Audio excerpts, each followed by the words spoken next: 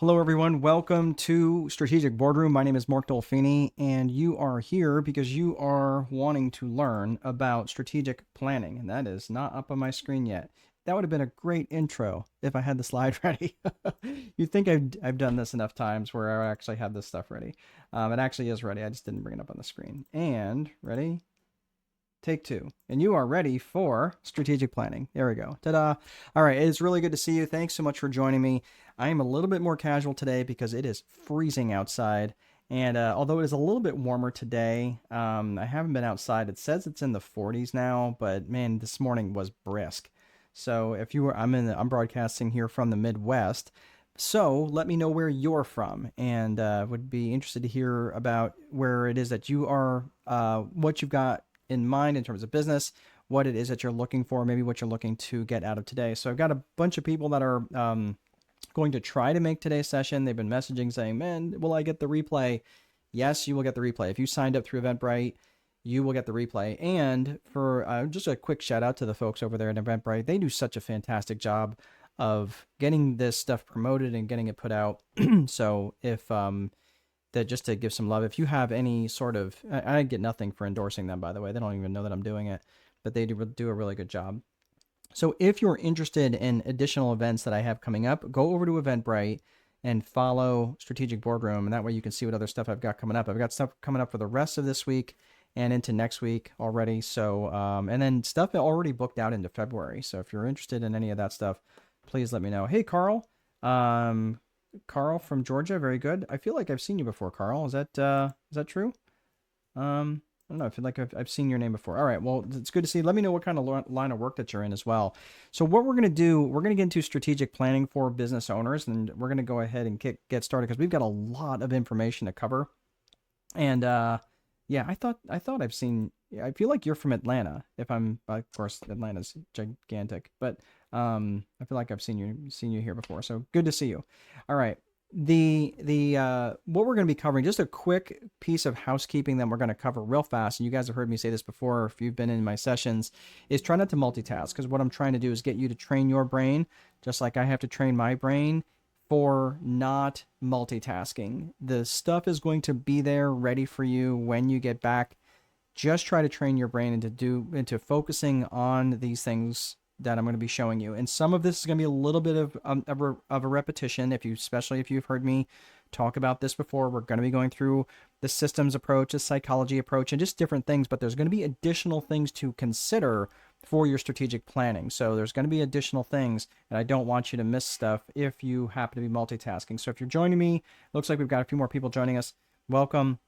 So just let me know where you're from and what kind of line of work that you're in. That way I can also make it relevant to you as we go through this training. So again, if you are signing up and are coming to us through Eventbrite, we will be emailing you the replay. If you're joining us from other aspects, you can see it again, or other social media channels, you can actually visit that channel again. All right, let's get to it. So the first thing we're going to be covering is strategic planning for business owners, and let's get through the agenda real fast. First and foremost, we're going to be talking about the systems that are necessary for a business and just different approaches that you need for the system. We're going to be taking a top-down approach, which means we're going to be looking and taking a strategic approach, so we're not going to be getting into the weeds in terms of individual tactics, but we will be talking about some of those things as we go through the systems component.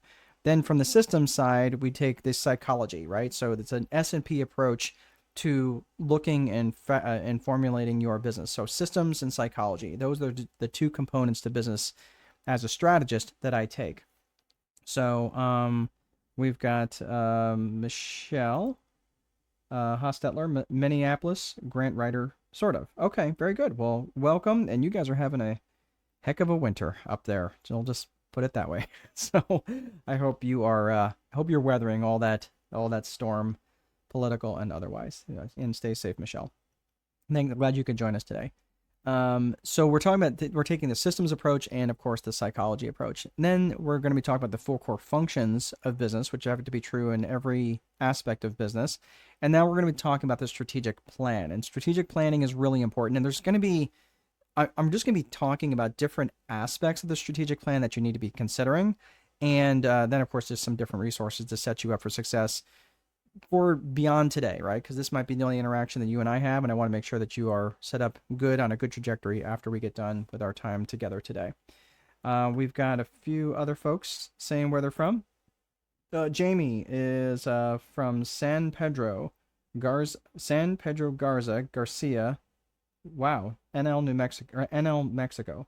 I am made of questions. I am not. I'm not seeing that sort of address before. NL, Mexico. Help me out with that. I feel like I should know that.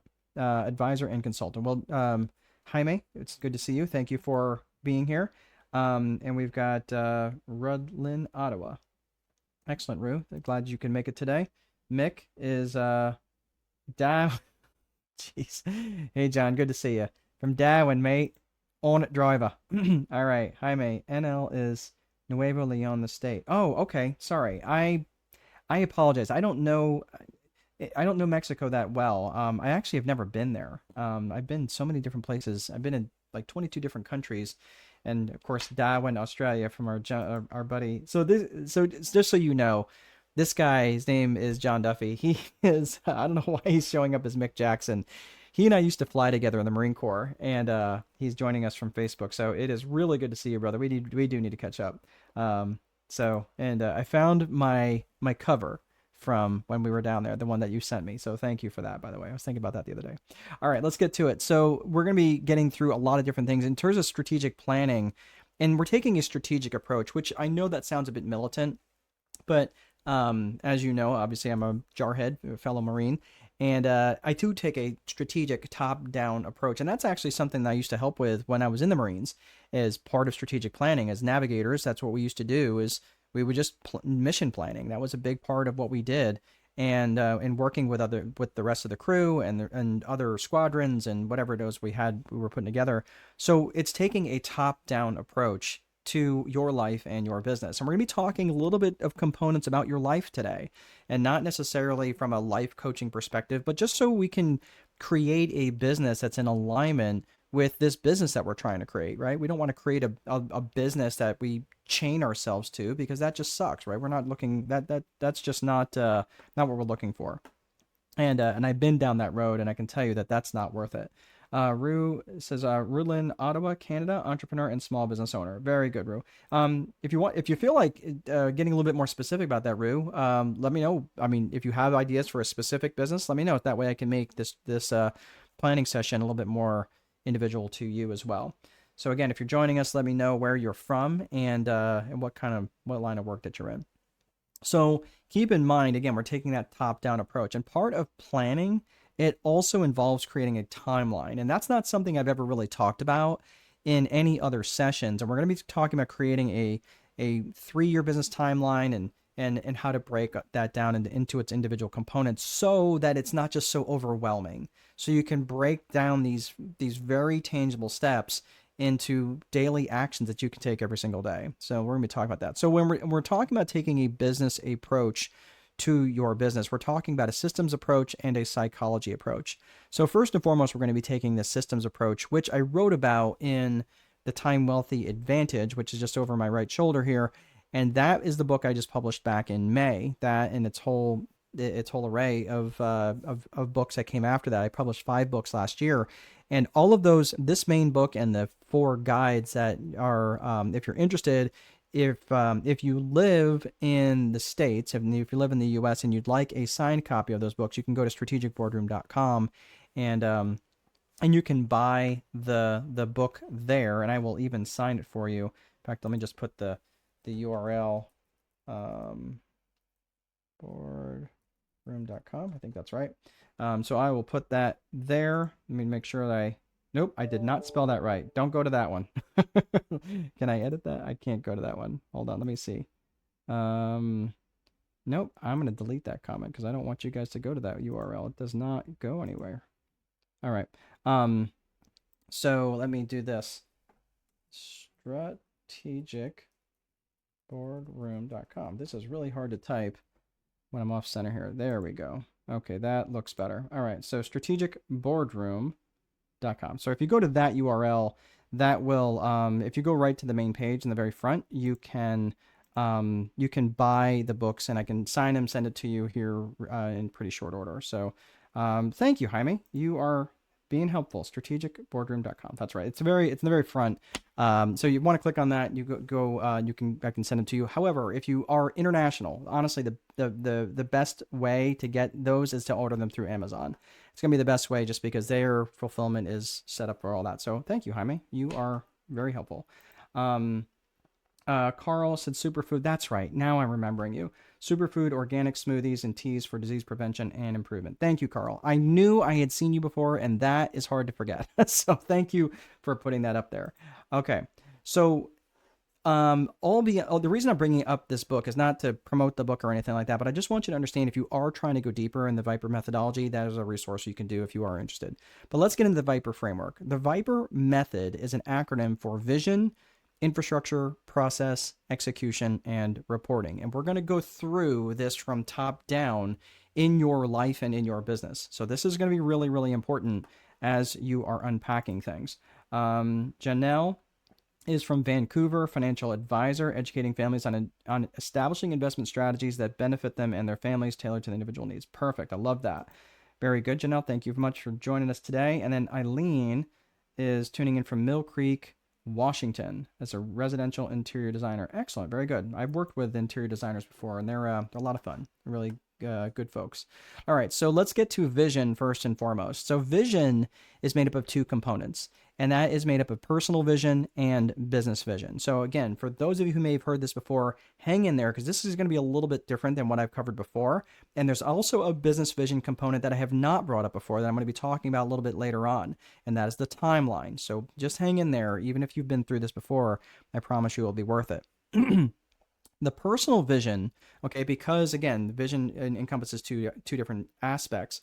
The personal vision is basically, what do you want in life? What are you looking to do? Like, what are you hoping to accomplish by having this business be successful? What do you want your life to look like? So let's say you woke up with 30 million euro or $30 million or 30 million pounds. I know they're all different denominations and currencies and amounts, right? Net amounts. But if it's a lot of money, whatever the lot of units it are for your bank account, what would that look like? What would your day-to-day life look like if you woke up, if your life wasn't defined by income generation, if your life description, right, if your personal description or your job description wasn't a life description? That's what I'm talking about. If your job description wasn't a life description. So think about that for a hot second. What would your relationships look like? What would your relationship with your spouses look like? Your relationship with your children, your relationship with your faith, right? These are all the things that I want you to think about in terms of your personal vision. We're going to unpack that a little bit further.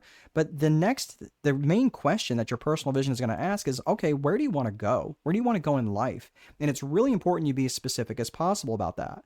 And I get this answer a lot of times where people say, well, I just want to do whatever it is I want to do.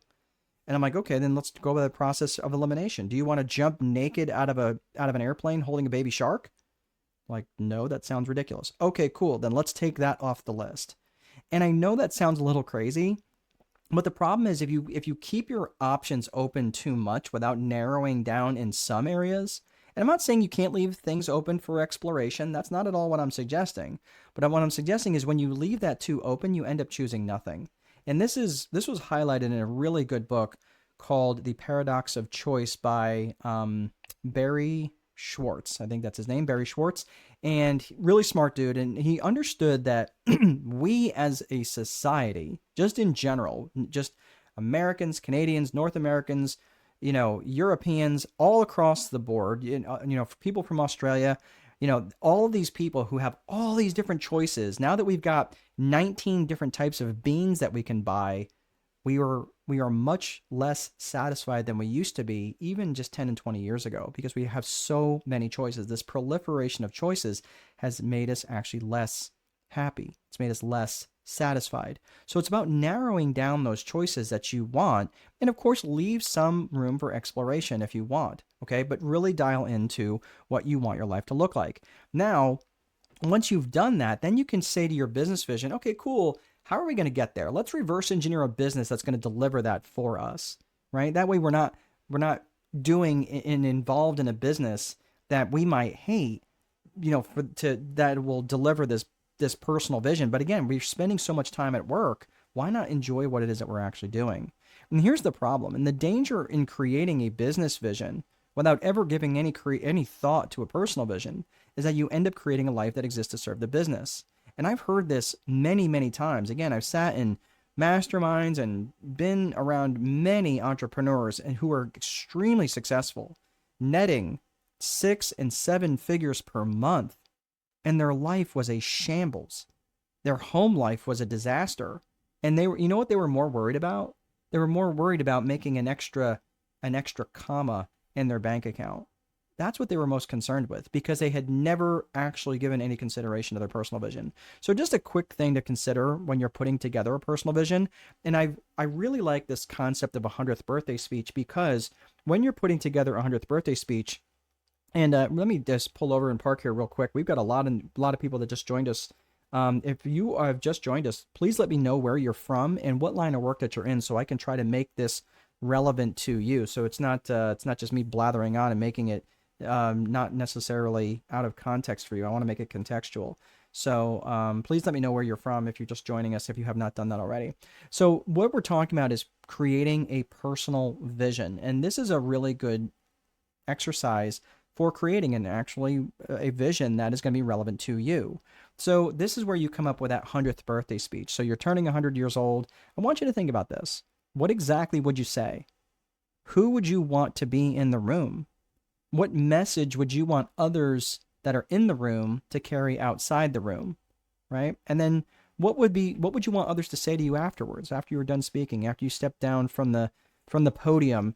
There you are in your 100-year birthday speech, right? And I want you to think about this. And I know some of you may have too difficult a time connecting to that 100-year-old person. Like, dude, I'm 20. Like, I'm not thinking I'm going to live, 100 years old, right? Or some of you may even be older and you're thinking that would be difficult for you to think. That's called future self discontinuity, right? Where you almost view that future self as a stranger. And I get that. That can be difficult. Well, here's what I want you to think about. Forget the 100th birthday speech. Just think about the next milestone for you. What would be that next milestone where maybe your kids are getting ready to graduate college, or maybe they're just getting ready to graduate high school, right? They're getting ready to turn 18. They're getting ready to spread their wings. Maybe you're going to be 35, right? That's a big milestone for you. Or maybe you're going to be 40, right? Or maybe you're going to be 30, whatever it is, whatever that next milestone for you, whatever that could be. It could be someone else in your life or you that's experiencing that milestone. Use this same framework where you could create that speech. And what would you want that to look like, right? And that's a great personal vision thing to consider. A couple of other things to consider is if everything in life was going well for you, what would that look like? Answer that question. If everything was going well for you in life, just think about your faith, your family, and your friends, your personal growth. What would that look like? Maybe going back to school. I just went back to school to get my PhD in organizational psychology. And I'm spending a lot of time doing that because that was just part of my personal growth plan. What would you do for fun? What are things that you really enjoy doing? I love kayaking. I love exploring on the water. That's something I really enjoy. What would you do if you were in contribution in every way that you want to be in contribution, and your fitness goals and your finances? What would all of that stuff look like from these different factors? One last set of questions, and we're going to put the fries in the bag on personal vision. I promise we'll be done because the rest of this stuff is on business. So just hang in there for just another 30 seconds. And you can ask these personal vision questions.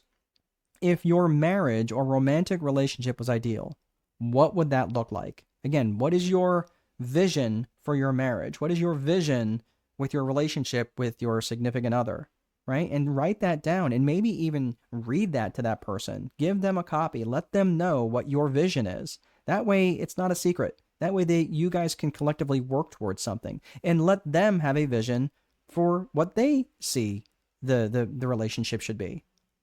Then you can also do that for your family life. What if your family life was ideal? What would that look like? If your health were perfect in every way, what would that look like? And that might not be, might be some realistic considerations that you can't control. I mean, I'm 53. I thought for sure I'd be taller by now, but here I am, 5'7". I'm tipping the scales at that. So I'm not even sure that's really, that's where I'm at, but that's what I'm going with. But again, if your health were perfect in every way, what would that look like? And again, if your financial situation were ideal, what would that look like? And finally, if your approach to faith was ideal, what would that look like? And the last one, just simply, if you just want to answer this one question, what do you look forward to, right? Those are all personal vision questions that you can answer to really get clear in terms of your personal vision. All right. We had a couple new people join us. Just want to say hello, Armel. You are in New York and you are in the financial sector. Very good. Welcome. I actually grew up in New York. I grew up upstate. So hope you're enjoying the winter. Dallas Fort Worth in Texas, business insights and data analytics. All right, Early, thank you for joining us, and it's good to see you both. Thanks for letting us know where you're from. Okay, so we talked about the vision, we talked about personal vision. Now we're going to talk about business vision. Remember, this is about being strategic. And remember, and the reason I'm bringing up that personal vision is because, again, let's face it, if things aren't right at home, things aren't right anywhere. If things aren't right with your health, if things aren't right with other aspects of your personal life, things aren't really right anywhere. So I just want you to think about that. Now we're going to talk about this business vision. Now, business vision is really going to be designed around these 3 C's of business vision. And those are core purpose, core values, and client avatar. Now, I get hired as a fractional CSO, which is a chief strategic officer or strategist. You can use that for short, but I get hired in from different organizations. And these are the 3 things that I'm looking for immediately when I get to an organization. These are the things that I'm looking for. And I will tell you, anytime I go into a dysfunctional organization, and I don't care if it's an organization of 1 or an organization of 20, when I see they have problems and they have employee problems and they have people aren't doing what they said that they were going to do, and they're showing up late and they're leaving early and their work ethic sucks and all the things, okay? And they're having trouble bringing in leads, or having trouble with their customers, or having trouble with their culture. It is in these 3 areas that they're having difficulty. I'm telling you, these 3 things are what formulate the DNA for your enterprise. And I know that some of them might sound a little squishy, especially core values, but I'm telling you, you would really need to spend time on these, because you cannot be strategic unless these 3 things are dialed in, right? So let's unpack these 3 things right now. So if you're just joining us, let us know where you're from. Go ahead and put that in the chat. We'd love to hear where you're from and what line of business that you are in. So let's talk about core purpose. Core purpose is specifically what business that you're in and what problems do you specifically solve. And it's really important that you're specific, highly specific in those answers. Because if someone tells me, like, oh, I'm a realtor, that tells me very little. It actually tells me nothing. Because are you on the residential side? Are you in the commercial side? Are you in the property management side? Or do you do just commercial leasing? Right? And or do you do just sales? Like, where are you at and what do you do? Because the more highly specific you can be in your core purpose, you're trying to build up credibility and build up that mental bandwidth and take over that mental real estate of that person in your sphere, right? And this, like, think of someone in your town. You probably can think of someone that has been in insurance as long as you've known them, right? They are the State Farm guy or gal, or they are the insurance guy or gal or whatever. They've done it forever and they are well branded, right? They really dialed into their core purpose. That's what you're looking for. The problem is, especially with entrepreneurs, especially with serial entrepreneurs, and I see this all the time, is they wander, right? And again, if I had 3 hands, I'd put them all up, because I would do the same thing. I would dabble a little bit over here and I would dabble a little bit over there. And it was very unclear to anybody around me what my core purpose really was. Especially when I was in business, I'm like, hey, can you do that? Sure, I can do that, right? If I can make money at it, I'm going to do it. I get that. The problem is, I wasn't creating businesses, I was creating jobs. And all of those jobs I was creating were jobs for me. And that's not entrepreneurship. That's just being busy. Okay. So if you're really about creating a business and about being strategic about that business, find other people to do those things. We're going to talk about that near the end when we talk about leadership. It's not like when something pops up, many entrepreneurs think, oh, how can I do that? How can I get that done? Rather think, who can I get to do that? Who can I get to get that done? Right? You need to be thinking of who, not how. All right. So this is where you get really dialed in your core purpose. And if you're saying, hey, look, I'm a residential realtor on the south side of Miami, and I really like working in this district. Okay, that I can get behind. But if you just say, hey, I'm a realtor and I'm going to do whatever I can do to make money.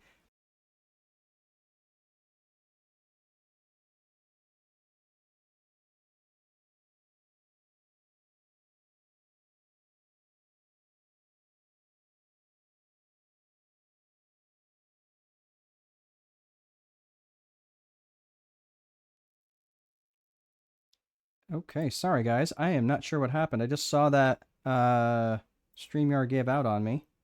Give me one hot second to get. All right. Sorry about that. I have no idea what happened. All right. Are you guys, can you guys see me back? Just give me a thumbs up from someone. Yep. All right, I'm seeing.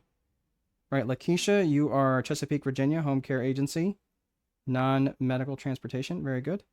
All right. Okay, you can see me back again. Thank you, Jaime. Thank you, Carl. Okay. Yep, my apologies. I don't know what happened. That was bizarre. I've never had that happen with StreamYard, and they are usually very, very good about not having interruptions. It might have been, it's possible my internet went bad, but I didn't see anything go down anywhere else. So my apologies. So let me just make this last little piece, this last point about core purpose. Be really specific about what your core purpose is, and almost be obnoxious about what you're not, because we're going to talk about that more about that here later. All right. So that's core purpose. Core values is about what matters to you about this business and how would the world be worse off if you are no longer in business. If you went out of business, why would that matter? And think about this in the terms of the core values. The core values are just an extension of you, right? The business is just an extension of you. So the business core values are just an extension of you. So think about this. Things that really frustrate you in business. Think about things that really maybe frustrated you about another manager, another boss, right? That really bugged you, right? That could be, it probably bugged you because it was a violation of a core value for you. So think about that. And this is super, super critical. Why, when you're starting to think about this, because the core values are what define company culture. And company culture and company brand are inextricably linked. So think about this for just a hot second. When your company culture is what's experienced by your associates, by your employees. Your company brand is what's experienced by your buyers, by your clients, by your customers.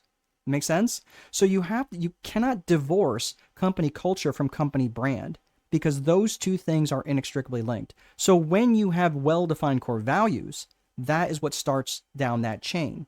Okay? So take the time to really think, okay, like this is what we really want to represent and this is what we don't want to represent. This is really important that you get dialed in and think about this. Like if you're thinking about it from a personal perspective and you're thinking, okay, so in other words, like Jaime, you're saying, let's say for argument's sake that have you ever had a friend that you had to let go because they were heading down a wrong path? Right? It sucks, right? Lakeisha, maybe you've had that. Or, Armel, maybe you've had that where you've had to let a friend go because they were heading down a path that you just couldn't follow. The reason you wouldn't follow them is because that violated a core value for you. So think about what that violation was, more than likely because you were willing to act on that value, that it's a core value, right? I value peanut M&Ms. I'm not going to go to war over them. But someone tries to hurt my family, yeah, because that's a violation of a core value, there's going to be some problems, right, for someone else, okay? That's what I'm saying. So I just want you to think about that. Yeah, exactly, Armel. And it sucks, right, that you have to let people go in those situations, but unfortunately that's because it's a violation of a core value for you. Okay, so think about that when you're thinking of your core values for your company. So we talked core purpose, we talked core values. Now let's talk about client avatar. Our client avatar is Jaime, you're bringing up a really good point there. Principles and values are the basis, definitely in life and business, absolutely. And I'm telling you, and the reason why that's so important to bring up is because you don't want to wind up being in a business that you hate. You don't want to wind up in a business that are violating your core values over and over and over again, right? And I've been in businesses that I just did not enjoy because even though I created them, I never created the core values, and they were violations of my core values that I just didn't want to be a part of anymore, right? Maybe you've worked for a boss that way, right? So really, really good. Thank you for mentioning that. So Lakeisha, I've been in this situation, so I definitely agree. Yeah, it sucks, right? Like it's the worst, especially like I worked for a company real quick. I'm just take a hot second here, but I was worked for a company that I remember every Sunday. It was like clockwork, somewhere around 4 o'clock. I'm in my backyard, got some Nora Jones, just chilling on the radio, and and it was just having a great time, enjoying a Corona. And then I remembered I had to go back to that place tomorrow morning. And it just ruined the rest of my evening. And after a number of those, I was like, I am not doing this anymore. So I lost you for about 5 minutes while you get a recording. Yes, Michelle, you weren't the only one. I have no idea. The internet just it blinked on StreamYard on this side and said you've lost connection. I reconnected and it took it back. So yes, if you have signed up through Eventbrite and I have your email address, yes, I will be sending you the replay. So, and we will be uploading this to YouTube as well. So I just want to let you know that yes, you will be getting that. So my apologies for that. But we didn't talk about you, Michelle. I'm just letting you know we didn't talk behind your back. All right, so we talk core purpose, we talk client avatar. I'm sorry, we talk core purpose, we talk core values. Now let's talk client avatar. Client avatar is who you specifically and ideally want to serve. And ideally is the key there, right? Not just who's going to show up, but who ideally do you want to serve, right? I'm just kidding, Michelle, obviously, right? So and when you're thinking about this, I want you to think about their geographics, their demographics, and their psychographics. And that's going to be really important when you think about how you're going to try to reach these folks and their geographics, right? When you're thinking about their client avatar, you're thinking about their geographics in terms of where they are. That's pretty straightforward. You're thinking about their demographics, which is who they are. Are they married? Are they single? Do they have children? Do they not have children? Are they old? Are they young? Are they rich? Are they poor? Think about their demographics when you're thinking about these things. And you want to think of their psychographics. And psychographics is how they think and how they buy, how they think and how they buy. So when you're thinking about the psychographics, I want you to think of ALIA, A-L-I-A, and that is their attitudes, their lifestyles, their interests, and their aspirations and goals. So you're thinking about their attitudes. What are their attitudes on life? What's their attitudes towards work? What's their attitudes towards education, right? What's their attitudes towards whatever product or service that you have? They may have a very antagonistic attitude towards whatever product or service that you have, and it's your job to educate them in terms of maybe why they shouldn't, right? Or maybe why they did have an antagonistic relationship and how you provide something that's better. You provide an alternative. Change them, right? Create that market. And now you're also thinking about their lifestyle, right? What lifestyle do they have? Are they young, jet-setting type? Or are they old and they're kind of homebodies? Or are they young and kind of homebodies? I know plenty of people who are young and kind of homebodies, right? That's totally fine, right? Especially if you've got kids, right? Or maybe just like to hang out at home. What are their interests? Are they interested in World Cup or are they interested in NASCAR? Either way, right? You can relate to those people and you can connect with them. And what are their aspirations and goals in life? And if you can help them reach their goals, they're really going to hitch their wagon to you. Especially, like, think about how that works. Like, have you ever thought of a movie and you went to a really good movie and someone recommended that movie to you or recommended that book to you that you read and you're like, man, that book is really good. You're always going to hitch your wagon mentally to that person that recommended that book. You're going to remember, man, so-and-so recommended that book to me, and it was so good, right? Well, that's the same way it works with aspirations and goals. When you help someone reach their goals, they're always going to be thinking of you, right? It's the law of reciprocity, where, again, if you do a solid for someone, they're going to want to return that favor. It's the way it works. Okay, so we talked about this in terms of 3 C's of business vision: core purpose, core values, and client avatar. If you drop off here and you hate my face and you're like, man, I can't stand that guy, I don't like him, great, right? I can respect that because I am absolutely not everybody's cup of tea. But please dial into these 3 C's of business vision: core purpose, core values, and client avatar. Because when you have these things written down and you've got from a 1 to a 10, they are an 8 at the worst, right? If they're an 8 or better, you're doing good. Most of the companies that I have worked with that really struggle, they are at a 2 or 3 on most of these, or at least one of them. All right. So I'm just letting you know this is foundational. This will help deliver and determine that DNA for your company. So that's the vision component. Next is infrastructure. Infrastructure is the bones of the business. It's the desks, the chairs, the software, websites, stuff like that, right? And if you're building your strategic business and you're trying to create this strategic plan and you're trying to grow strategically, you want to be thinking about the different pieces of infrastructure that you need for the four core functions of business, right? For your lead generation, for your sales, for your operations, and for your accounting, right? And I'm not going to get into the weeds on that, but because there's so much to unpack there. But like, think about that, where, do you have accounting software? Do you have software for a CRM for your lead generation and your sales, right? CRM is it's a consumer resource management tool, right? Customer resource management tool, where basically it maintains a database of of your clients and people who've reached out to you, right? So think about that. Think about what that could look like for you in terms of your infrastructure. But infrastructure is so incredibly important. And you might be thinking, well, if it's really important, why does vision actually come first? The reason that vision comes first is because, let's say, for argument's sake, that Michelle, like Michelle, part of Michelle's personal vision is to lay on the beach in Spain for 2 months out of the year, rubbing cocoa butter on her belly. Okay, it's fine vision. What I'm saying is, if she builds an infrastructure where she has to return emails and phone calls in a timely manner, that's going to be a horrific experience when she's trying to lay on the beach for 2 months out of the year, rubbing cocoa butter on her belly, right? She has to keep putting her sangria down. It's going to suck. So what I'm saying is, you want to create that vision, right? And then you're going to reverse engineer that infrastructure that's going to be in alignment with that vision. So let's talk about, so we talked about vision, we talked about infrastructure. Now let's talk about process. Process has two components, and process is simply how you do stuff. Process is made up of the tactical side, and it's also made up of the strategic side. Let's look at tactical process first. Tactical process is it's how you do stuff, right? It's your standard operating procedures. Shout out to all the veterans out there. It's your standard operating procedures, your checklist items, your day-to-day activities. When I flew in the Marine Corps, I had flown, I don't remember the exact number of hours, about 2,200 hours in the C-130. And every flight, it was checklist driven. I looked at my checklist every single time. And that's what they teach you, because you don't want to miss things. And that's what checklists do, is to make sure, so it just frees up mental bandwidth so you don't have to worry about stuff. But your tactical day-to-day stuff it's your boring stuff. It's how you answer the phone. It's how you how your opening procedures and your closing procedures. That's right. It's how you prepare bank deposits. It's how you do your bank reconciliations and things like that. Right. So it's, Michelle, you already know me so well. I am just that good, Michelle. Right. So, I don't necessarily know the type of sangria, but I'm sure it's sangria. Right.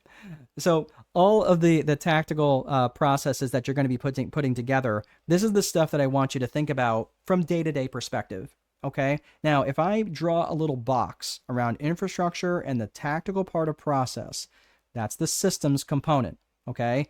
And that systems component is really, really important, because I want you to think of that as like a battleship or a warship, because with the vision and the system defined, that's how you can create a strategy.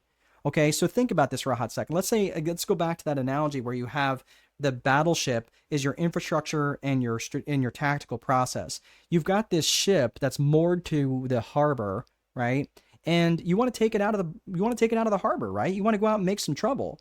Well, that's fine, but you don't want this thing just getting moored to the harbor and getting battered around by whatever economic winds happen to be blowing around. You want to steer this boat in a very strategic direction. That's what strategy does. That's what the strategic planning part of process does. So what that really does is it aligns with your business vision, and you do that with 3 P's: people, purpose, and promotion. So I want you to think about this in terms of strategic planning. I want you to think about the people that you're going to need. I mentioned earlier, you need to be thinking of who you need, not how am I going to do it. You need to step in as the leader of your organization. So start thinking of the people that you're going to be directing your strategic plan towards. So if you're going to be, again, this is about strategic planning, right? Strategic planning for business owners. Start thinking about the external people that you're going to need, which is your target audience, your target market. Maybe you're trying to, you want to bring on some new suppliers, some new vendors. Think about that. Then you also need to turn around and have that same conversation internally with your employees, right? With your existing suppliers, with your existing vendors. Make sense? So there's a people component that needs to be considered in your strategic planning, and you need to enroll these people into that strategic plan. Don't just start doing stuff and don't communicate with them. We'll come back to that in promotion. So you got the people component that you need to consider in your strategic plan. Then you need to think of the purpose. What am I actually doing with the strategic plan? Like, what direction am I going in? Fine, we're going to take it out of the harbor, but am I going east? Right? Am I going north? Where am I going? Like, what's the heading that I'm going on? So I want you to think about this when you're putting together the strategic plan. What's the purpose of the strategic plan? Is it to gain market share? Is it to launch a new product? Is it to launch a new service? Is it to vertically integrate into an existing market? I want you to think of the core purpose and the strategic purpose. And the strategic purpose must align with what? It has to align with your core purpose, just like we talked about back in your business vision. Because if your strategic purpose is not aligned with your core purpose, that's how you're going to wander. You're going to get shiny object syndrome. You're just kind of going, well, this is something that I think we could do, right? But that would be like if Starbucks started selling chainsaws. It doesn't make sense, right? So why do it? Well, it's like, well, it's because I can make money at it, right? That's what I'm saying. Like, when you really dial this in, that's why you have to have your core purpose really well defined. So when you're coming up with a strategic plan, you know that it's in alignment. Otherwise, it's going to be very confusing. And the confused mind will always say no. I want to bring up this quick point. And listen, I'm not here to indict anybody, but I'm just going to tell you, like, there was a guy who I knew, and he put himself out there as Real Estate Ralphie. And he owned the color yellow, right? Like, that was his color, and he just was really, really good. And he was really well known in real estate as Real Estate Ralphie. Okay, great. So Real Estate Ralphie was always posting stuff on social media, and really, in my mind, I just knew that Ralphie was a real estate dude, right? And all of a sudden, one day, Real Estate Ralphie shows up and starts pitching like mushroom coffee in his feed. And I'm like, dude, what the heck are you doing? And in less than 10 seconds, in my mind, completely destroyed that brand. So now I'm thinking, okay, is Real Estate Ralphie no longer doing real estate? Like, dude, you literally blew up your brand for like a $10 pouch of mushroom coffee. Like, that made no sense to me, right? So I'm telling you, the confused mind will always say no, and I have no idea what Real Estate Ralphie is doing these days. No clue. Might still be in real estate, might still be selling mushroom coffee, but was trying to do both. And that is where you have to really make sure that your strategic purpose is in alignment with your core purpose. And for those of you who are out there and always shifting around, I'm telling you, you're really damaging your personal brand when you're always changing things up. Okay, so that is the core, that is the strategic purpose. Now, the last part is promotion. Promotion is letting people know what's on your mind. And that is communicating, right? I didn't just put communication up there because how many of you, right, have communicated with a teenager about taking the trash out? Okay, now, I don't know about you, but in my house, we have to repeat ourselves. And we have to repeat ourselves often, okay? Now, we have great kids, and we have a 20-year-old, we have a 17-year-old, and we have a 3-year-old. But we still repeat ourselves often, right? We have to promote our ideas of doing the right things over and over, okay? And there was a certain period of time where we had to promote bath time, okay? And promoting other things, right? But what I'm saying is promotion is communication, but it's doing it over and over and over. And you have to do it outwardly to your market, and you have to do it inwardly towards your people, towards your employees, towards your vendors, towards your suppliers, right? These are the sorts of things, right? Lakeisha, I think I'm feeling, I might be hitting a nerve there. So, right, you have to promote yourself quite often as a parent. All right. But again, I'm just saying promotion is absolutely critical. And it's that repetition that's really important when you're promoting whatever your strategic plan is, outwardly or inwardly. I'm bringing this up right now because this is absolutely critical. And I want you to start thinking about this in terms of strategy. This is called the unattainable triangle. And the reason why is you get businesses that try to compete on price, quality, and speed. And if you're a service-based organization, you swap the word speed for service, right? So speed or service is the same thing. But basically, you're trying to compete on price, basically being the lowest price, having the highest quality and the best service, right? That's trying to do all three, or trying to compete on all three of those things, is a recipe for disaster. You just can't do it. And there's been many who have tried and have failed, right? Look at Kmart, right? Like they try to compete on price, then we're doing this weird quality thing, and then trying to be best in service and having staff. I mean, it was just weird, very weird. I'm just saying. So it's really important. Now, again, for me, I would rather compete on service or on quality. I do not want to compete on price, because anytime I'm competing on price, unless you are the lowest price, and you can remain the lowest price because you have that built into your architecture, there is no benefit for being the second cheapest. There just isn't, right? So I want you to think about this. If you're going to compete on anything, I would rather compete on service or on quality or speed if you're a manufacturer, okay? So I would much rather be everyone's indirect competitor than one person's direct competitor, meaning someone's indirect competitor. For example, if I'm a strategist, okay, and people will often refer to me, oh, he's like a business coach. Okay, and I can see why people might make that suggestion, but really I'm a strategist. What I do as a strategist is I have a lot of tools in my toolbox that really, where I operate as a consultant, and coaches aren't necessarily, and I say this very broad brush, coaches aren't necessarily hired to know the specific details, whereas consultants are hired to know the specific details. And that's really where I differ, right? So I'm not necessarily a coach. I'm more of a consultant. That's where I work as a strategist in four main areas of business: lead gen, sales, operations, and accounting. Okay. Through that lens of both strategic and psychology. That's the lens that I look at. Okay. So if someone says to me, oh, well, I went ahead and hired this business coach, I just think that's a better fit, right? That's an indirect competitor for me. Right? Someone else who says that they are a CSO, Chief Strategic Officer, or a fractional CSO, right? They work for multiple companies as a strategist, right? Or they just put themselves out there as a strategist. That's a direct competitor of mine, okay? But there's not a lot of people who call themselves strategists. There's plenty of people who call themselves coaches, right? So that's what I'm saying. I would rather be everyone's indirect competitor, because that means I am segmented. I'm segmented off. So I'm going to put this up there. I'm not going to spend a lot of time on this, because this is just kind of bonus material. But if you look at this, this is known as Porter's 5 forces. I'm going to get myself out of the way here so you can see it. But really, this is about competition in the marketplace. And if you look at the top, it's about the threat of new entrants, or the threat of substitute products from the bottom. From the right, the 3 o'clock position, bargaining power of buyers, bargaining power of suppliers on the 9 o'clock, right? This is all these different forces that really are challenging businesses.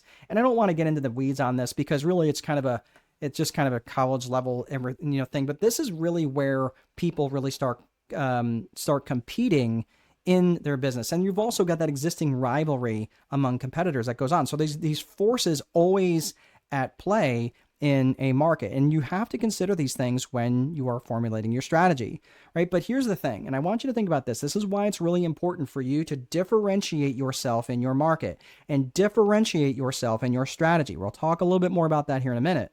But the moment I start competing head to head with folks is the moment that I'm wasting resources. Now I'm having to convince you why you need to go with me, and maybe spend a little bit more money, because even though they do the same exact thing, but I do the same exact thing, but a little bit better, right? You see how that's like weird, right? But the minute I say, oh, okay, so as a coach, they have this specific set of tools, and I respect that. And I rely on coaches. I have coaches myself. But the thing is that as a strategist, I take a completely different approach. Sometimes I use the tools as a coach, right? But that's not often how I do this. Being a strategist is a different thing, and I differentiate myself like that in my marketing. So that's what I want you to understand about differentiation. The minute you say, oh, me too. Oh, you do that thing? I do that same thing too. Oh, you're a property manager? I'm a property manager too. Oh, you're a realtor? I'm a realtor too, right? The minute you start doing that is the minute you start wasting resources. So you really want to differentiate yourself and market and segment yourself into your market as much as you possibly can. So are you competing on price? And I'll tell you, it comes really hard to know. And here's a couple of questions to make you think, Am I competing on price? I don't really think I'm competing on price. Well, answer these questions, right? Think about these. Are you making pricing decisions based on what other people are charging? If so, you are competing on price.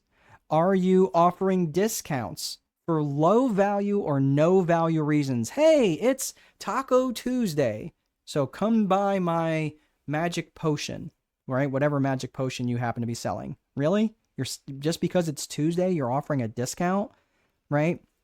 I would rather you add on value than offer discounts. There's no reason to be offering discounts just because, like, oh, here's my thing. You want to buy my thing? Oh, well, because it's Tuesday, you can get 20% off. That is competing on price. Now, again, Black Friday and all those other things, there's no reason. If anything, I would rather stack on value. I'd rather bring on additional value rather than lowering my price, because what you're doing is you're training your customers to wait for lower pricing. All right. So think about that. Are you making pricing decisions on what you think you should charge based on your, and that now is relating on your own relationship with money. And that can be tough. That can be tricky to navigate. Often you default to cutting price instead of stacking on value. What do I mean by stacking on value? So instead of just selling this mug for $10, I'm going to give you this pair of glasses and this bottle of L-theanine, right? And I'm going to give you all of this this is all one package price, normally at $20, but I'm going to sell it to you for $12. Right? But I'm stacking on value. You see what I did there? And that's the thing. Like, that's the difference between discounting the cup for 20% off, but I'm going to stack on additional things. And the reason why I can do that is because I'm going to save shipping costs. It's important you give that reason. Reasons build trust. And this is an interesting thing. Think about this. There was something known as the copier test.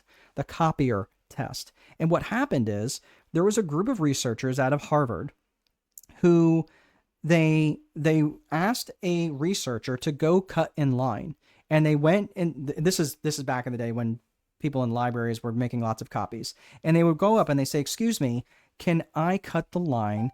I need to make 5 copies and I'm in a hurry." Right? So the person would say yes. 93% of the people said yes. Okay. And the other person went up and they didn't offer any reason at all. They said, "Hey, do you mind if I cut the line?" Right? And they said no. But 60% of the people said yes. Okay. So 60% of the people said yes when they didn't offer any reason at all. Okay. 93% of the people said yes when there was a reason offered. Okay. I need to make 5 copies. Okay. And I'm in a hurry. That's important. So I need to make 5 copies and I'm in a hurry.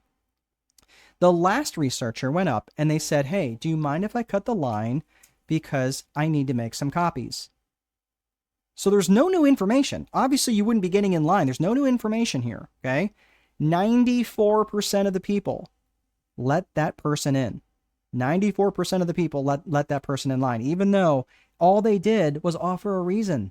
And the reason was bogus. They didn't offer any new information. They didn't say they were in a hurry. They just said, "I need to make some copies." Well, clearly you need to make copies. It's not like you're going to make coffee standing in a copy line, right?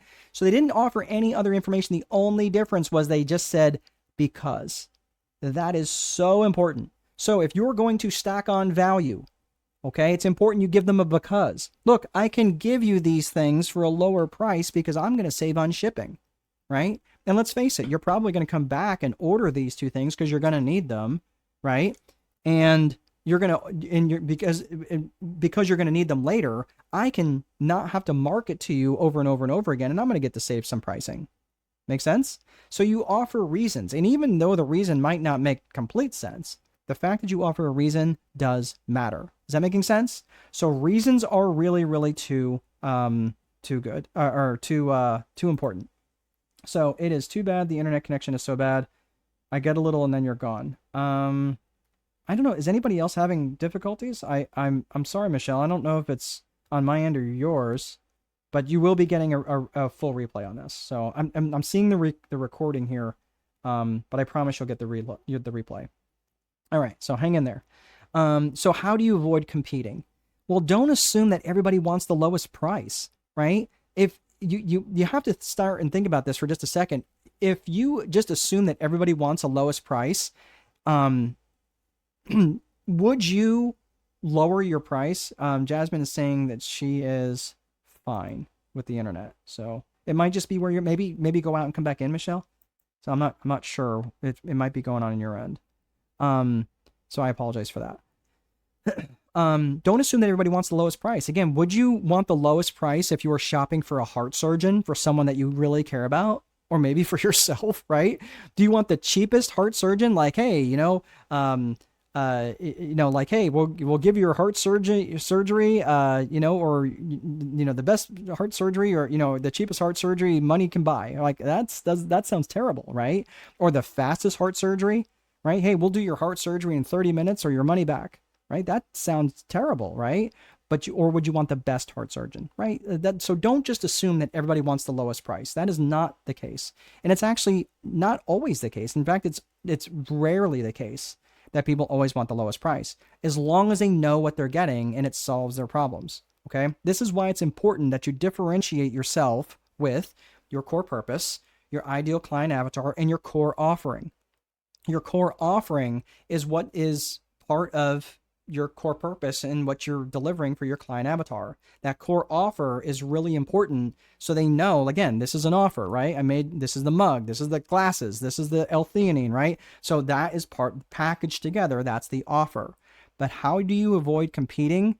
You avoid competing through differentiation. Now, what are ways to differentiate? You can differentiate through your leadership. Through your leadership in your organization. I have had people who wanted to work for me just because of who I was and who I represented as a leader. And I'm not saying that to be like, I'm so great, but because I demonstrate leadership that few other business owners demonstrate, they want to come and learn from me. And I've had people who have worked at other places that did not want to leave because they had great opportunities for them. And I was like, look, if you don't take this job offer, I'm going to fire you because this job offer that came across your desk is really good. You need to take this job. And they were like, man, I don't want to leave this place, but it is time to move on, right? Because they were offered a job 5 times more than what I could pay them for the job that they were doing. Yeah, you need to take that job. Otherwise, I'm going to fire you if you don't, right? So this is important. So let me see here. Eileen's bringing up, what are your thoughts on a gift just because you appreciate them as a client? Look, gifts are different. Absolutely. Client appreciation gifts, I have no problem with that. And that actually triggers reciprocity.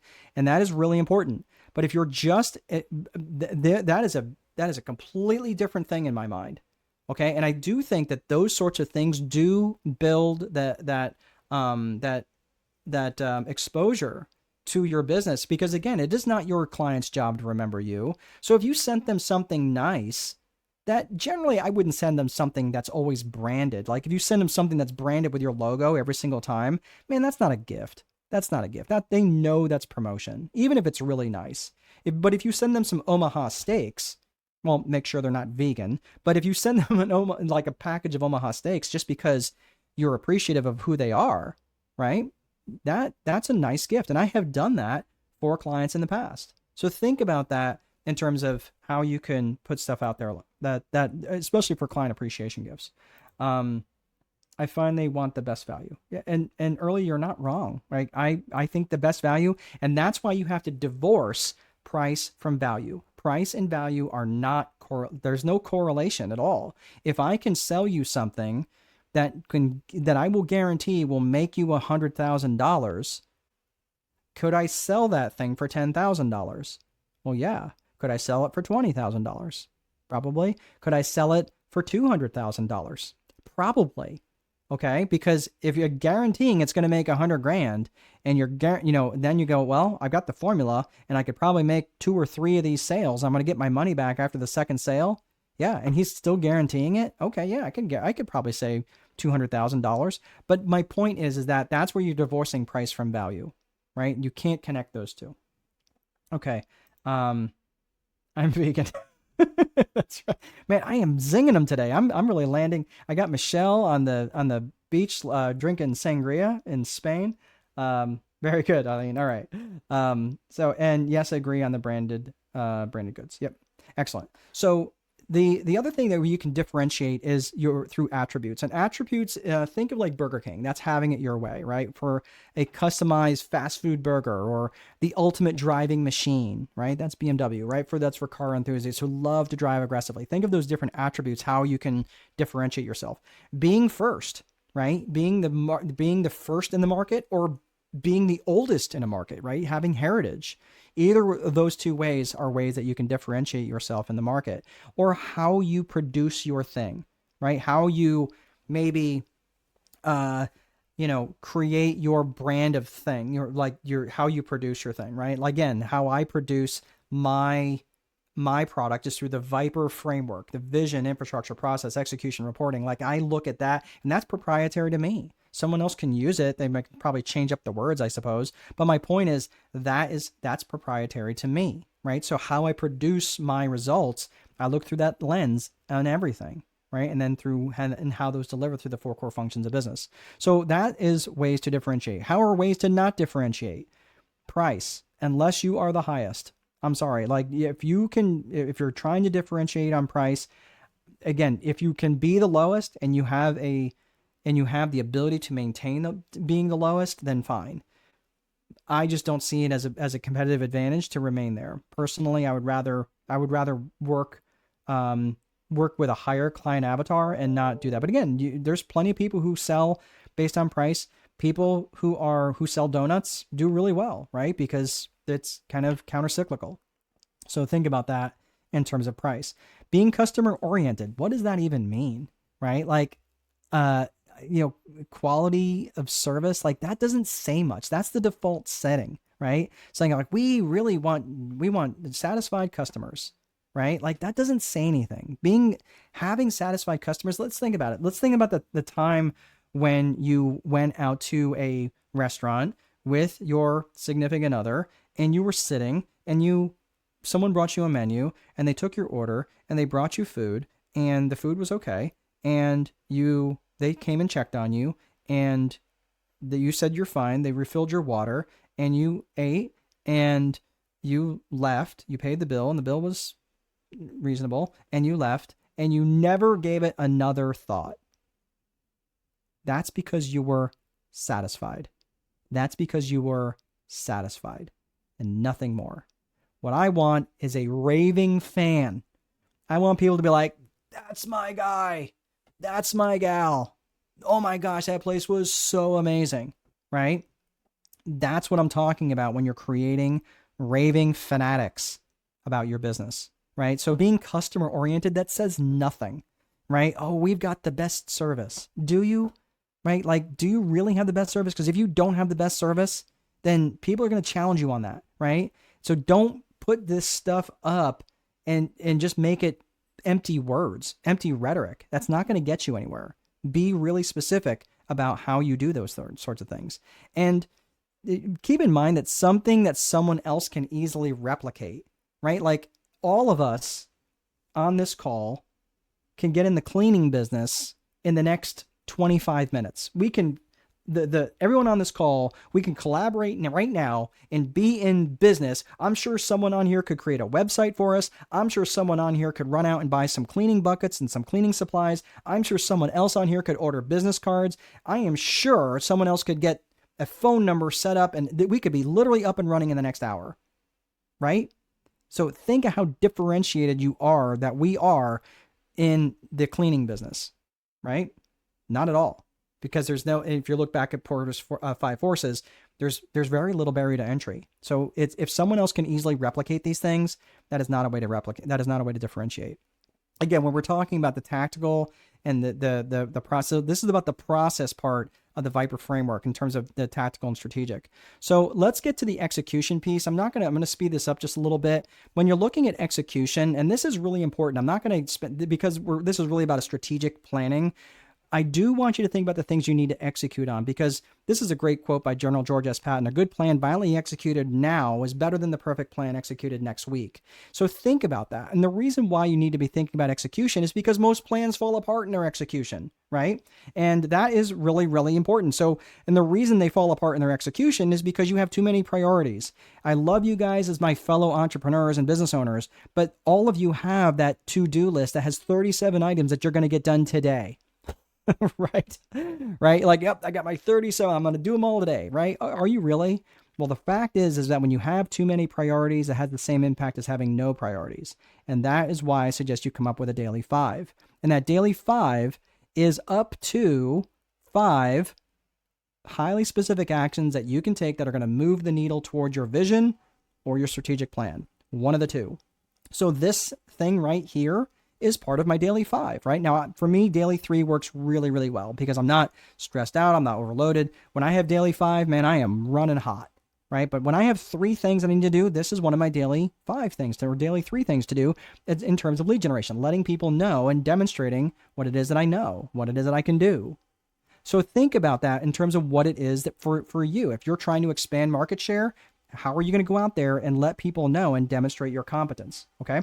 So that is really, really important. So I've got a question here. Carl's asking, can you differentiate based on your own personal experience? Absolutely, you can. You absolutely can. And that goes to heritage, right, Carl? So if you know your personal experience, my personal experience, I was a celestial navigator on C-130s.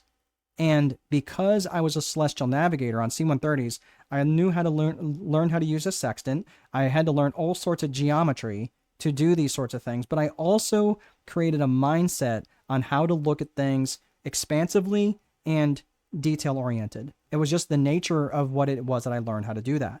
Can anyone else try to replicate what I do and say that they were a celestial navigator? I would be hard-pressed to find someone else, because at the time when I was in the Marine Corps, there was only 150 of us in the entire Marine Corps that knew how to navigate celestially. And what, the few hundred prior to that, maybe 1,000 prior to that. So in the history of the world, we're talking about 0.000001, right? Like 9 zeros prior to 1 in terms of who can replicate that. So for you, if you've got your experiences, listen, if you've got a personal brand, no one else can be you, Carl. So absolutely you can differentiate yourself based on you, because no one else is you.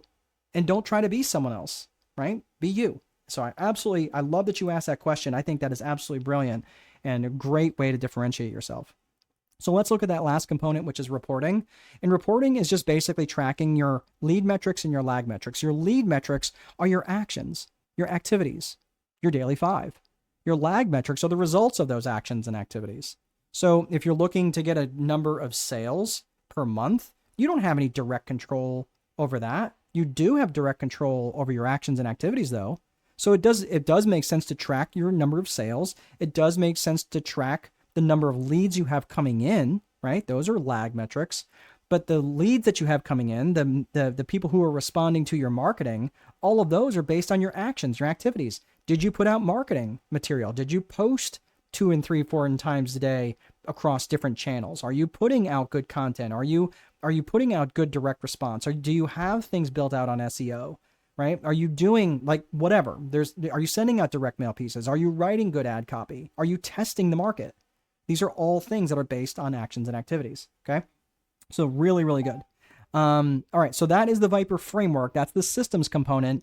Now let's talk about the psychology. The psychology component, look, systems are important, but systems are only going to get you so far, right? So we talked about systems. Let's talk psychology. Psychology are things from the personal and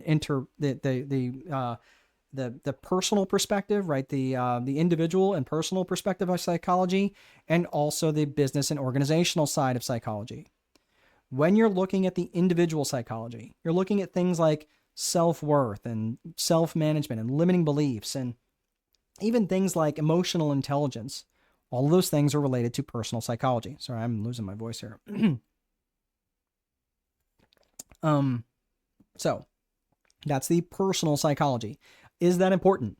Yes, it is absolutely important. So if you're bringing bad relationships to money to your business, this is absolutely going to show up in your business, because again, your business is just an extension of you. So if you're bringing lots of limiting beliefs and head trash, again, takes one to know one, right? Just ask me. Ask me how I know. If you bring a bad relationship with money into your business, it's going to show. It's going to show up. It's going to demonstrate. It's going to manifest itself in not good ways. You're like, well, let me make 50 grand a month and then I'll start worrying about that, that head trash stuff. The problem is you may never get there, right? And again, if you've got a bad relationship with money, do you think you're going to price your stuff aggressively? If anything, you're going to price it the other way, right? That's why you have to have a good relationship with money by having a good relationship with what's going on inside. Let's look at business and organizational psychology. You're looking at external and internal components to business psychology. So I want you to think about this from a personal psychology perspective. We're going to go back to personal here for just a second. I want you to think of presuppositions. I want you to think of some things that would prevent me from hitting my goals. So when you're thinking about things that are preventing you from hitting your goals, this is where you start thinking about the individual and personal psychology, where you can start thinking, well, let me think of this in advance of what could stop me and what would prevent me, what would get in my way from these goals. And the reason why that's important to start thinking about that now, like, let's look at it from a weight loss perspective. Let's say that you decide that you want to lose 15 pounds, right? What are some things that would prevent you from hitting those goals? Well, if my family brought home junk food, right? That would be hard for me. Okay, right. What are some other things? Well, if I want to lose 15 pounds, if I went to bed too late, right? Because I was staying up watching my shows and I went to bed too late so I wouldn't get up early and go to the gym early, right? So that's a problem. Okay, right? So you're starting to think of all these presuppositions. Why would you want to do that? Because when these things show up, you already know to expect them. That's why these presuppositions are really important to think about, whether in business or whether personally, you want to think of these presuppositions early. You want to think about these things now. So, sorry, my slide, there we go. So I want you to think about that from that personal individual psychology perspective. Now, start thinking about those things, why you can get jammed up with that individual psychology. Start thinking those presuppositions. So, there we go. All right. So from an external and internal business psychology, these are the things that you're looking at. This is what I wanted. Sorry, my slides got jammed up there. All right. So what we're talking about individual organizational psychology from the internal perspective, we're talking about things like leadership and management. Now I'm going to spend a few minutes on leadership because it's so important. This is probably one of the biggest important things, most important things that can really impact you and in the organizational level. So you're looking at things like trust, you're thinking about things like vision, and you're thinking about things like communication. This is really important because you have to be able to create trust with your people. Has anybody ever worked for a boss they didn't trust? I hope to God you haven't, but if you have, you know what I'm talking about. Because if you can't trust them, nothing else matters. Nothing else matters. You're going to be really guarded about what you say to them. You're not going to really trust. You're not going to want to go out on a limb for these people. You're certainly just not, you're not going to believe in any vision that they have. You're certainly not going to believe anything they say in their communication, right? So you have to have trust. Otherwise, the other two pieces won't matter. If they don't trust you, it won't matter what your vision is. It won't matter how articulate you are in your communication. If they don't trust you, your leadership is going to be ineffective. Think about vision. Vision is really important when you're thinking about having a shared vision, right? So, like Eileen or Michelle early, if I sat down with you and told you what my vision was for my organization, you might be bought in, maybe, right? Depending on how much you trusted me and how well I can articulate that. But if I had a shared vision with you and I said, hey, let me bring you, early, this is kind of my vision for the organization, but I really want to get your input. Let me know. What do you think? Right? And, early, or Eileen, tell me, Michelle, tell me what your thoughts are. Like, you start telling me what your, what your thoughts are around that vision, and we're creating a shared vision. The reality is people are much more likely to carry a ball that they helped inflate. And that's what having a shared vision. So having that shared vision is really critical. But again, if you don't have a vision at all, people may trust you and you may be really articulate, but they're not going to know what the heck they're doing every day. They're not going to know why they're there. And I will tell you, for millennials, they really are about having impact. They want to know why they're doing what they're doing. And that is really, really important. And more, increasingly more, millennials, Gen Z, they want to know all this stuff, right? I'm just telling you, this is really, really important to them. So that last piece is communication. Communication is not just being articulate and not typing in all caps, but not just the fact that you're communicating and how well you speak, but how often you speak and how often you communicate. That is also important. Well, I talked to them once. They should be good. I told them once. How many times do I have to tell them? As many as are necessary. So I want you to, so for everybody who's ever shopped at Walmart, okay? Who's the first person you see when you walk into a Walmart? What's the first person you see when you walk into a Walmart? Eileen's asking, yes, lack of trust due to his lack of leadership actions. I had zero respect for him. Yeah. And you're gonna not bring any discretionary effort to the business whatsoever. I mean, you might bring a little, right? Absolutely, Eileen. You bring it. It's the greeter. It's the door greeter. Thank you, Eileen. Thank you, Carl. Right? It's the door greeter. That's the first person you meet in Walmart. Sam Walton, when he saw the concept of a door greeter in another department store. In fact, he borrowed ideas from all sorts of different companies, right? All sorts of different discounters. He would do that all the time. He'd go in and measure and like that. He was just known for that, right? Well, he got the idea of a door greeter when he saw it to another company, and he brought it back to his board. And he told his board that he really wanted to institute having a door greeter at his Walmarts. He's the CEO. He is the founder.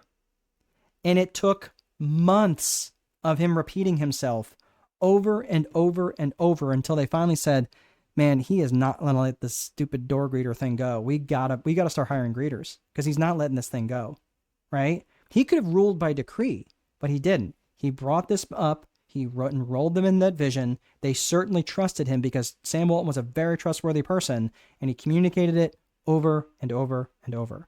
Have you ever shopped? Have you ever eaten at Chick-fil-A? Chick-fil-A is the same thing. And what do they say? What do the kids say there? If you go get a straw, right, and you say thank you, what do they say? Do they say sure, no problem? Do they say you're welcome? No. What do they say? You know it. I'll let you type it as I take a sip.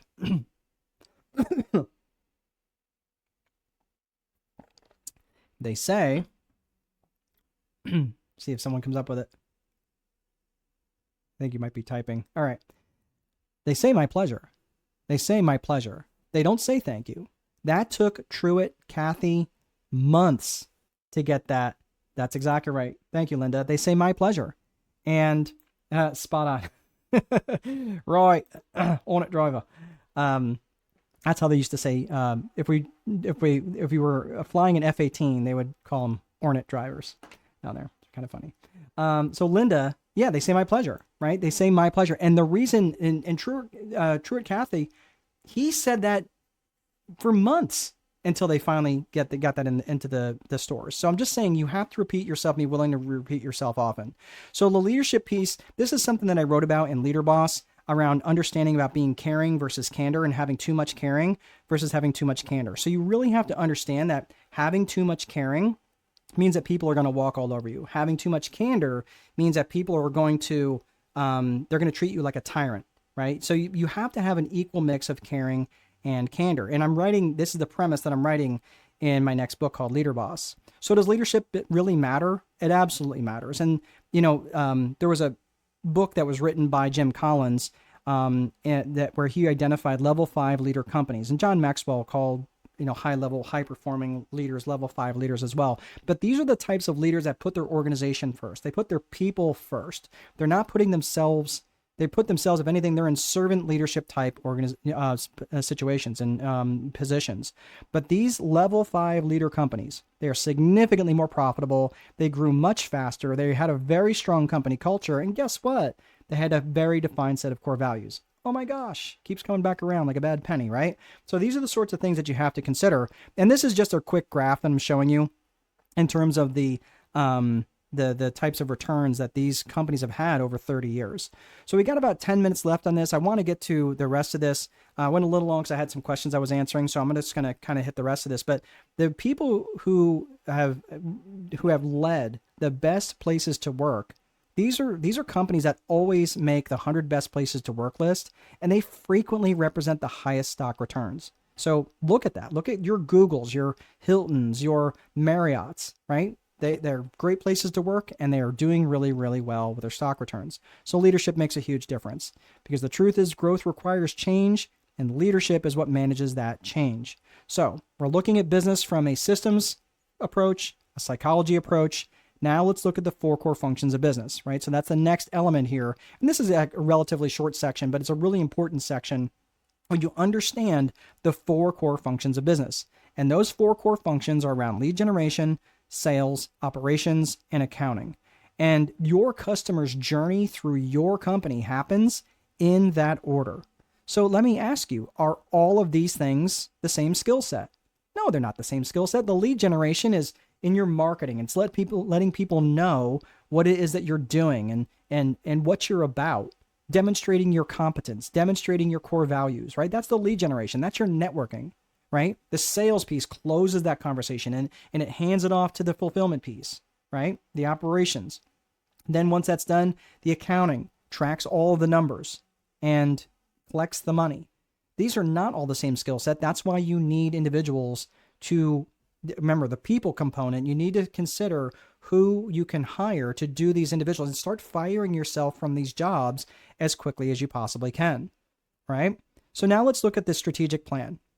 So now we're going to plan the move. So we talked about this in the process where we talked about the tactical side and the strategic side, right? So have you ever thought, oh my gosh, I've got all these ideas, but I have no idea where we're going to implement them, right? This is why when we started thinking about strategic planning, you needed to start thinking about the different people.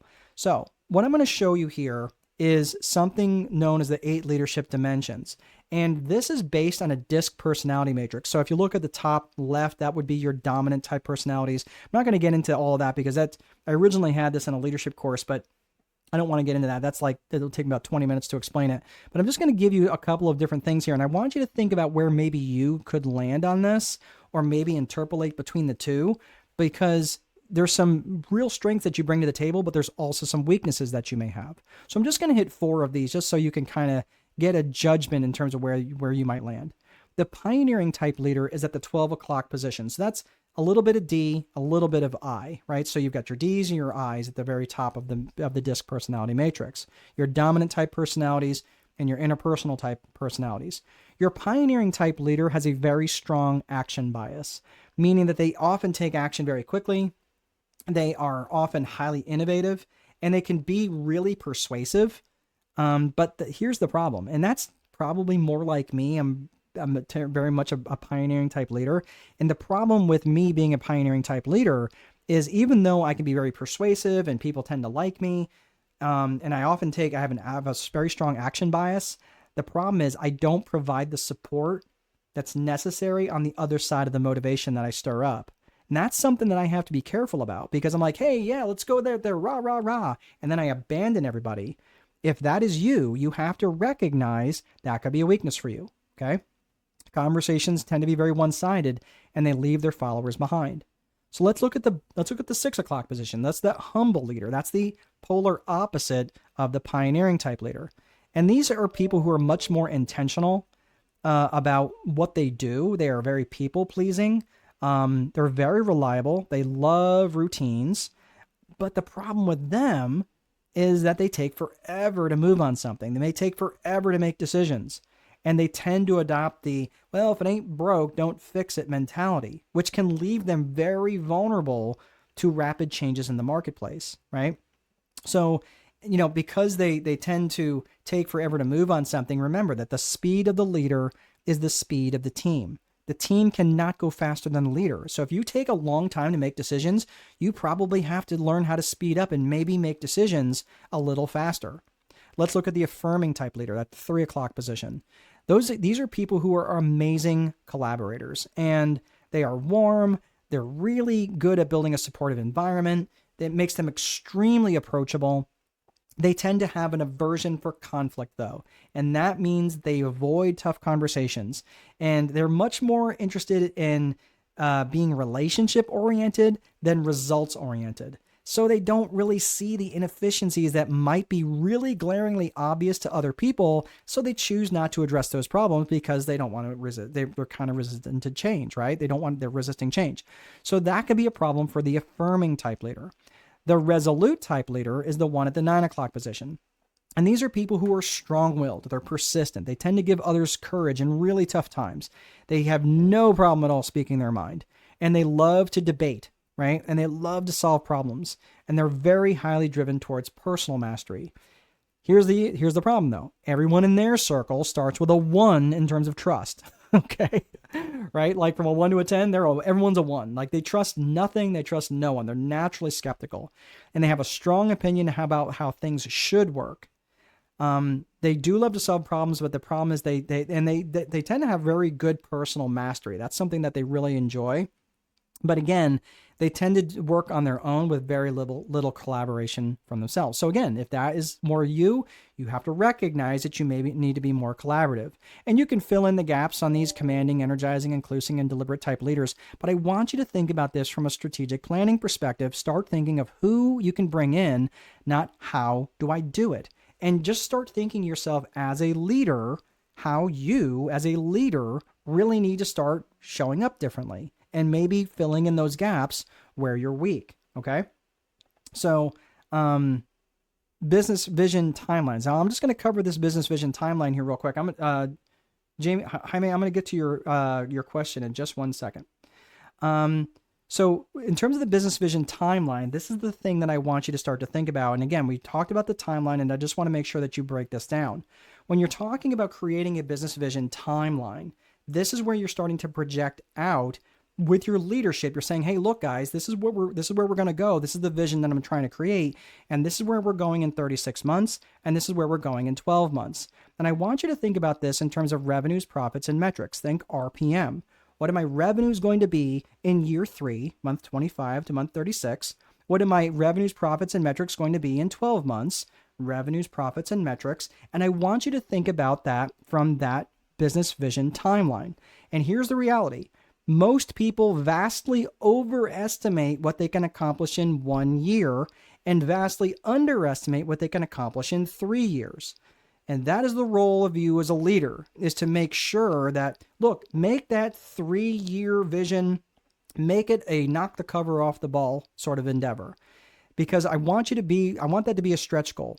Make that 1 year something where you're going to learn, right? And think about this. Profit margins tend to compress over time. So you want to think about that when you're putting together your pro forma balance sheet and pro forma income statement, beyond the scope of what we're talking about here. But I want to make sure that you understand that when you're putting these things together, that you start thinking about, okay, so in my year 3 business vision timeline, I want to think about what my revenues are going to be in year 3, what my profits are going to be in year 3, and what my metrics are going to be. The metrics will be the number of units that you sold, the number of houses that you flipped, the number of new customers or new customers in total, whatever, right? That's the metrics, right?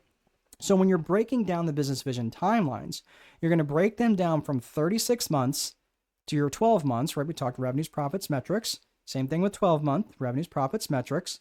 And now you're going to take that 12-month and you're going to break that down into 90-day projects. Your 90-day projects are aligned with your 1-year vision, right? So you're breaking them down into 4 90-day projects for what your 1-year business vision is. You're going to align those things with your monthly goals and your weekly goals. And guess what you're going to do for your last component there? You're going to break it down into your daily 5. Oh my gosh, it came full circle. Yes, this is where you identify your daily 5 that we talked about in the execution portion of the Viper framework. So I just want to make sure that you understand, just to do a quick review, we talked about systems, we talked about the psychology, we talked about the 4 core functions, we talked about the strategic plan, and then finally we're talking about this last little component, which is the resources. But again, in terms of that daily 5, that's where you're going to go back and you're going to do the daily 5 tasks that you define for your weekly goals, your monthly goals, your 90-day projects, your 12-month business vision, and your 36-month business vision, right? And all of that should align towards your personal vision. So again, I'm just saying all of that should be in alignment when it comes to your timeline. All right, so let me just do one quick thing here. I'm going to share with you this thing, and then I'll stick around for any questions. I know, Jaime, you've got a question here. Thank you for being patient. So what you're seeing here is a photo of a guy who is he's a bank robber, and he's holding a gun at a teller. And he is making no attempt at all to disguising his face. Well, back in 1995, MacArthur Wheeler and Clifton Earl Johnson robbed 2 banks in Pittsburgh at gunpoint without any attempt to disguise their face, with the exception that they covered their face in lemon juice. And they thought for sure that by covering themselves in lemon juice that they would be invisible to the cameras. I am not making that up. Okay? So the interesting thing here is that psychologists were like, there's no way these guys thought that that would work. Well, they were so confident that these 2 researchers came up with what's called the Dunning-Kruger effect. And if you notice this, what happens here is that this is a graph where you've got confidence on the left, competence on the bottom, and your confidence when you start out in an endeavor starts really high, right? You peak really high in your confidence really early, and you have very little competence. Very little competence. You really don't know much, right? And you're thinking, well, how hard could it be, right? You all start down there on that bottom where that little circle is, and you get to very quickly what's known as the peak of Mount Stupid. And this is where you start to think, oh my gosh, I don't know what I don't know, right? And you start to realize pretty quickly, and then you start to crash in your confidence. You have this crisis of confidence, and you wind up in the valley of despair. Now, you've learned a little bit, right? You've got a little bit of experience behind you, but your confidence is kind of at an all-time low. And this is where a lot of business owners give up because, man, they realize it's hard and they start looking for another shiny object to chase. So, but if you keep up with your competence and you work up that slope of enlightenment, you'll eventually head to that plateau of sustainability. And this is why it's important to have a support system. So what I would offer to you guys, and it comes at no cost to you, is you can head over to my community, which is school.com/strategic boardroom. I am going to go ahead and put that in the chat link there. And I know some of you have got some questions, so I'm going to hit that while I'm putting this in there. And I'm just doing a copy and paste. I'm not going to try to do this. All right. And Rue is saying, that was my experience when I started. That's right. The Dunning-Kruger. Yeah, that's terrible. Here is the link if you want to. That is in the chat. So if you'd like to just go ahead over there, there's no cost to join. As of right now, there's no cost to join. So if you just want to be in the community and you can ask me questions, we can chat. Jaime says, great insights, Mark. What I have seen is that emotional intelligence drives leadership to make things happen based on the core values by establishing empathy through clear communication and walking the talk. Exactly, Jaime. And it was, what was his name? Daniel Goleman. Daniel Goleman wrote about emotional intelligence, and he wrote about the 5 components of emotional intelligence, right? And so you're quizzing me here, but they are self-awareness, self-regulation, motivation, empathy, and social skills, right? Those 5 elements around emotional intelligence are really critical. And it really all starts with self-awareness. You can't, you can't regulate what you're not aware of, right? So the self-awareness piece is really important, but the self-regulation piece is also very important. It's about regulating your emotions. And if you really want to build on that leadership and your ability to have strong leadership, build on that self-awareness and that self-regulation. And then understanding motivation, like what's the motive behind motivation and understanding that component.